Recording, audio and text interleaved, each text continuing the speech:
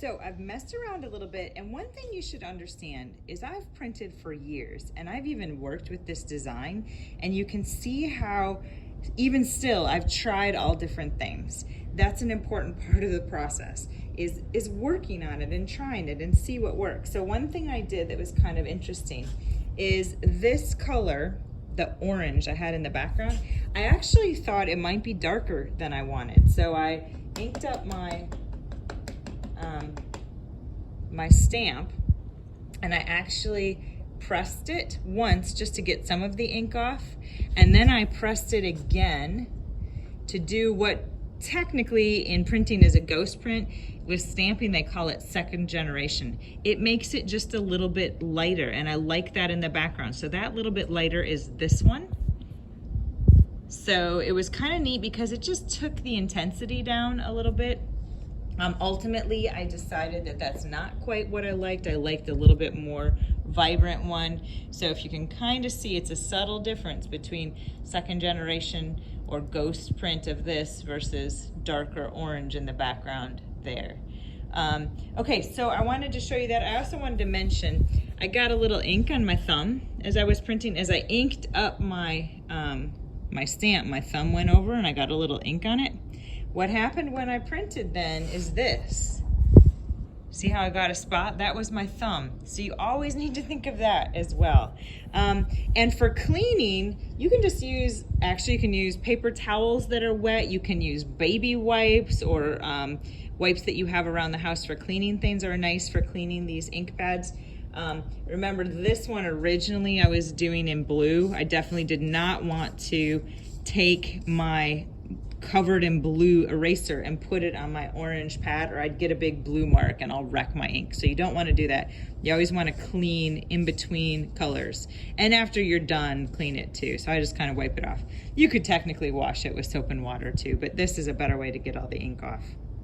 Okay, so I've got my cardstock. I chose a kind of a gray colored cardstock, and I cut it down. We're going for trading card size, and they're about the size of a playing card. So 2.5 by 3.5 inches. We want to leave a border like we always do. In this case, I'm stamping everything with the full color intensity, so I'm not doing that second generation. I've got technically everything open, which I said wasn't a great idea, but I've got my stamps all lined up, my erasers all lined up by the color they're gonna be. I'm gonna start, actually no, I'm gonna start with this one. That's my background. If I'm doing a whole series, I'm showing you just one, but if I'm doing a whole series, I would have every single one cut, and I would go through and do the orange on every single one, making sure to keep each card facing the same way, because if it would turn, I'd get my whole image off. So I'm gonna ink it up. I'm gonna just eyeball where is the center going to be here. Make sure and really press this particular one. I kind of sometimes miss the bottom. Because the eraser has that little bit of lip on it, I want to make sure I don't press down on it and make it wobble. So I've got my nice kind of orange. Now I'm going to do my sort of details, which has this kind of funky patterning that I did. Line it up, keeping my hand nice and steady. It's good to not have drunk a lot of coffee or caffeine so your hand doesn't wiggle. And I'm going to do my black. And the black will kind of tie the image all together.